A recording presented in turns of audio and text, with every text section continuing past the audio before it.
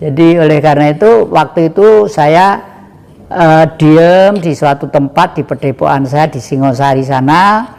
Lalu saya mencoba untuk berkonsultasi atau tatap batin dengan leluhur-leluhur yang sekarang sudah moksa.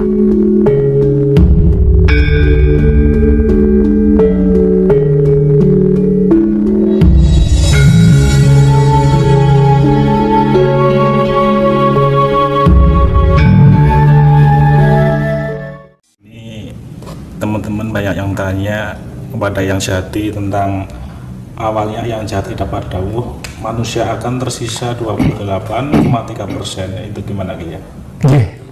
Itu memang saya tulis dalam buku yang saya sebarkan, bukan saya terbitkan. Kalau saya terbitkan kan saya jual. Itu tidak dijual, saya sebarkan karena saya pada waktu itu hanya ngitung dengan dialektika politik. Bagaimanapun perjalanan politik itu berjalan secara dialektika, yaitu tese, antitese, sintese. Tesenya apa? Tesenya adalah manusia dan kehidupannya secara umum, baik itu Amerika, baik itu Cina, baik itu Negro, baik itu Londo Eropa dan sebagainya. Semua manusia itu sifatnya sama, ya toh? Yang kedua, kenapa tokoh-tokoh pembaru, tokoh-tokoh spiritual kelas dunia selalu mengakhiri dengan angka 12, ya? Jam 12, ya, kalau 23, 24 itu kan sudah rekayasa baru.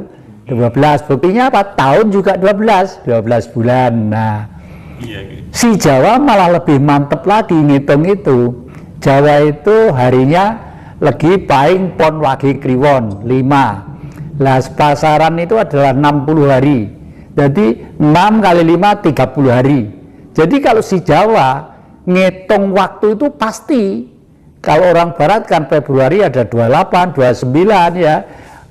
Ini ada 31 dan 30. Kalau Jawa pas. Lah hitungan saya lewat itu.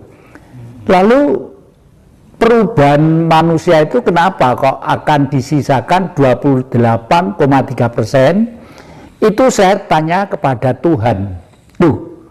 Lah kok sombong tanya kepada Tuhan? Ya harus, saya percaya Tuhan kok, ya tuh. Harus percaya Tuhan, tanya kepada Tuhan. Karena kecuali kalau Tuhan itu saya jual belikan untuk cari kehidupan atau untuk status sosial lain, ya. Jadi oleh karena itu waktu itu saya diem di suatu tempat di Padepokan saya di Singosari sana. Lalu saya mencoba untuk berkonsultasi atau tatap batin dengan leluhur-leluhur yang sekarang sudah moksa. Jadi moksa itu bermacam-macam ya, tipe ya. Ada moksa ala Pangeran Diponegoro, ada moksa ala Supriyadi, ada moksa ala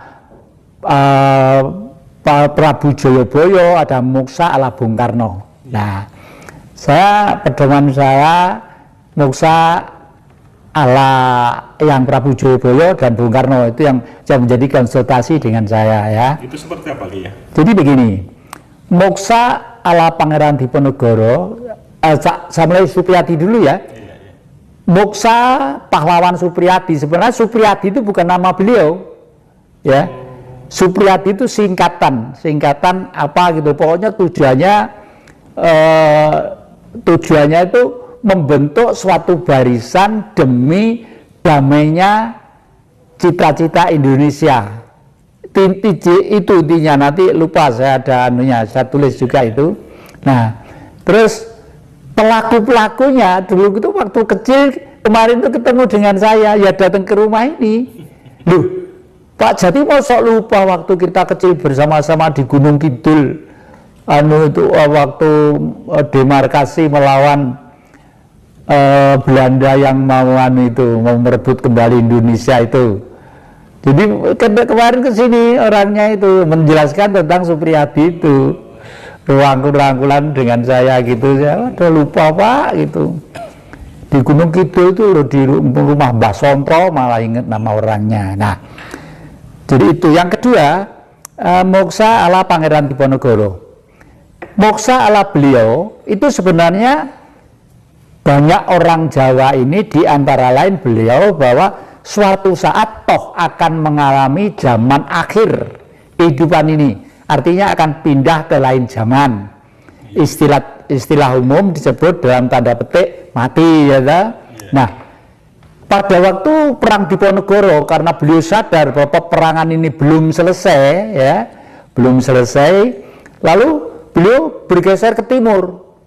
Beliau mendirikan pesantren atau pondok untuk mengajarkan ajaran-ajaran budaya Jawa, ajaran-ajaran kearifan, ya, Jawa gitu, di lereng Gunung Kawi gitu loh, ya, di lereng Gunung Kawi. Suatu saat dikumpulkanlah cantrik-cantriknya atau santri-santrinya itu. Udah, semua yang hidup di bumi itu pasti mengalami kepunahan. Ya binatang, ya tumbuh-tumbuhan, ya uget-uget, ya rumput-rumput, cacing, semua pasti ada masa umurnya. Demikian juga manusia. Jangankan manusia, dewa pun itu akan mengalami masa akhirnya. Itu saya menulis buku itu berdasarkan ini semua. Nah, lalu pada waktu itu beliau membuat lubang sendiri yang cukup untuk, kalau sekarang pemakaman lah, ya. Terus santri-santrinya dikumpulkan di kiri kanan, udah semua nanti tidak boleh nangis, satu pun tidak boleh nangis, harus tegar karena perjuangan ini masih berjalan panjang, ya. Lalu beliau masuk ke kubur, masuk gitu, tidur, udah langsung plas, langsung hilang, ya? Langsung nggak hilang, ya, jasadnya masih ada, langsung dikubur. Karena lalu pesan dari beliau tadi itu, akhirnya cantrik-cantrik atau santrinya itu mulai menyebar.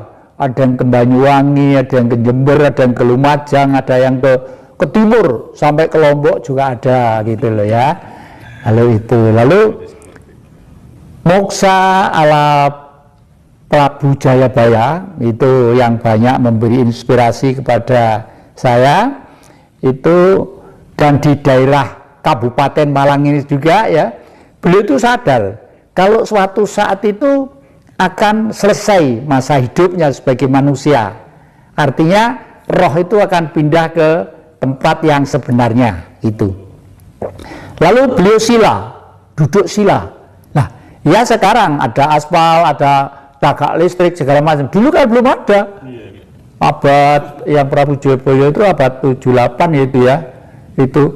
Itu lalu beliau itu kerambatan ini, kerambatan suket itu, rumput suket itu, diam aja, udah diam aja, kerambatan sampai lama-lama tubuhnya itu ditutup oleh pohon besar, sekarang menjadi ringin putih. Beringin tapi putih. Ada tahu beringin ini nanti beringin putih gede gitu. Dan beliau mencari tempat itu tidak sembarangan, mencari tempat yang kalau orang Jawa nyebut kali tempur. Kali tempur itu biasanya kalau di Ketonggo sana ada. Saya dulu sering waktu muda itu sering kungkum di Kali Ketonggo, ya, di Kali Tempur, ya. Secara logika pertemuan air dari dua aliran menuju dalam satu titik itu pasti mengeluarkan getaran-getaran elektro, ya, yang mempengaruhi tubuh kita menjadi sehat, menjadi cemerlang, simpul-simpul otak itu menjadi lebih cemerlang lagi, saraf-saraf menjadi secara logika lah. Tapi beliau tidak ke Kali Tempur seperti yang saya ceritakan tadi. Di wilayah Kabupaten Malang ini ada sumber air, ya kira-kira garis tengahnya itu sekitar 6 meter bulat gitu, ya. Di situ pohon beringin putih tadi itu. Karena sumber yang dari sebelah timur itu dari lereng Gunung Semeru, dan sebelah barat sumbernya cuma kecil gitu dari lereng Gunung Arjuna. Nah, dari dua sumber yang ketemu dalam satu titik itulah beliau meditasi di sana sampai ketutup menjadi beringin putih tadi itu, ya. Lalu saya sering melekan di sana, makanya kalau saya nulis itu, di samping saya hitung secara dialektika, saya tanya kepada Tuhan dalam tubuh saya, juga harus menerima wisik dari sana, bisian ya, bisian secara gaib, artinya sambung rasa lah gitu ya, sambung rasa karena posisi saya dengan beliau sudah ngaji loso tadi itu sehingga bisa sambung rasa gitu ya. Itu lalu moksa yang terakhir yang mungkin ini mempunyai jangka waktu yang tak terhingga ya, moksa ala Bung Karno.